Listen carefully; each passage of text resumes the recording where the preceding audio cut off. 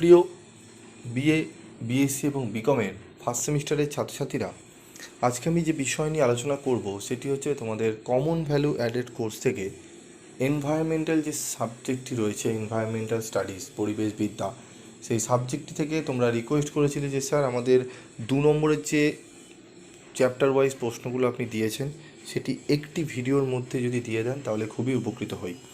তো তোমাদের ইএনভিএসের যে আমি 2 নম্বরের প্রত্যেকটা চ্যাপ্টার থেকে 2 নম্বরের বাছাই করা প্রশ্ন এবং সাথে উত্তর নিয়ে আলোচনা করে দিয়েছি। সেই সমস্ত ভিডিও যে প্রশ্নগুলো রয়েছে সেগুলো তোমরা কিভাবে পাবে সেটি বলবো। তার আগে একটু শুনে নাও।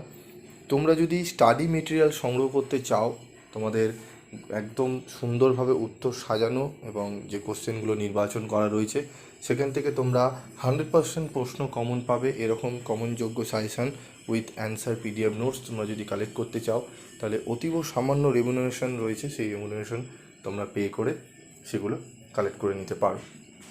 তো দেখো, প্রথম অধ্যায় আমাদের নাম হচ্ছে পরিবেশবিদ্যার পরিচয়। এখান থেকে আমাদের যে প্রশ্নগুলো প্রথম অধ্যায় থেকে রয়েছে, পরিবেশ কাকে বলে, আমি ভিডিও শেষে বলে দিচ্ছি তোমাদের যে তোমরা একবারে প্রশ্নগুলো উত্তরগুলো কোথায় পাবে।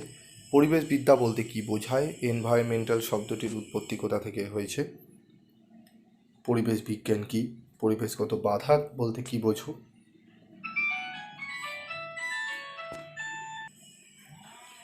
সুস্থায়ী উন্নয়ন কি, স্থিতিশীল উন্নয়নের দুটি প্রয়োজনীয়তা লেখো, লো কার্বন লাইফস্টাইল কি, লো কার্বন লাইফস্টাইলের একটি সুবিধা লেখো, সম্পদের অবক্ষয় বলতে কি বোঝো। এখানে যে 9টি প্রশ্ন দেখছো, আরও প্রশ্ন রয়েছে। তোমরা প্রত্যেকটি চ্যাপ্টার থেকে গুরুত্বপূর্ণ যে 2 নম্বরের প্রশ্ন এবং সাথে উত্তর যে ভিডিওগুলো দিয়েছিলাম সেগুলো তোমরা এই ভিডিওতে পেয়ে যাবে। সেটা আমি বলে দিচ্ছি তোমরা কি করবে। তোমরা ঠিক ডেসক্রিপশান বক্সে যাবে, ডেসক্রিপশান বক্সে তোমাদের পার্ট অধ্যায় 1, অধ্যায় 2, অধ্যায় 3, অধ্যায় 4 বা তোমাদের unit 1, unit 2, unit 3, unit 4, unit 5 এইভাবে তোমাদের প্রত্যেকটা আলাদা করে ভিডিও যে বানিয়েছিলাম তার লিঙ্ক দেওয়া রয়েছে। তোমরা এক একটি করে যাও, দেখে ভিডিওগুলো শুনে নাও। যদি ভিডিওগুলো শোনো তোমরা, সেখান থেকেও কিন্তু তোমাদের পড়াগুলো হয়ে যাবে।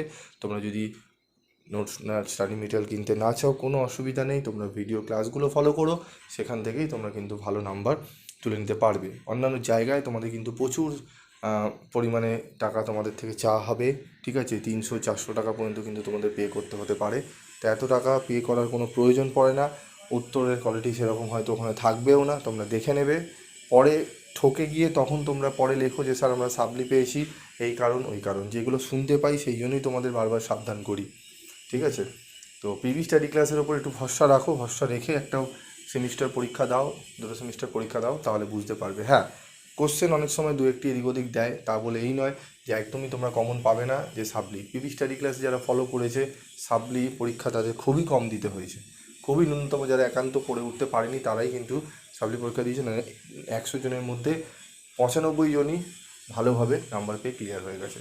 এগুলো তোমরা যদি যারা পড়েছে তাদেরকে জিজ্ঞেস করো, পিভি স্টাডি ক্লাস গ্রুপ রয়েছে, সিনিয়ররা তো এখন সেখানে রয়েছে, তাদেরকেই জিজ্ঞেস করো, তারাই বলে দেবে। তো তোমরা যাও, সেখানে গিয়ে তোমরা 2 নম্বরের প্রশ্নগুলো দেখে নাও। এবং যদি তোমাদের মনে হয় যে স্যার আমাদের এমসিকিউগুলো এরকমভাবে চ্যাপ্টার ওয়াইজ আমাদের দিন, আমরা পড়বো, তাহলে আমি দেবো অবশ্যই। এবং তোমরা যদি বলো বড় প্রশ্নেরও চ্যাপ্টার ওয়াইজ প্রশ্নগুলো দিয়ে দিতে, আমি সেগুলোও দিয়ে দেবো। তাহলে তোমাদের কাল করতে হবে কি, কমেন্ট বক্সে কমেন্ট করে আমাকে জানাতে হবে কোন কোন সাবজেক্টের কোন কোন প্রশ্নের উত্তর তোমাদের লাগবে, সেগুলো সবই তোমরা পেয়ে যাবে, দেবো। আজকের মতো এটুকুই, দেখা হচ্ছে পরবর্তী ভিডিও।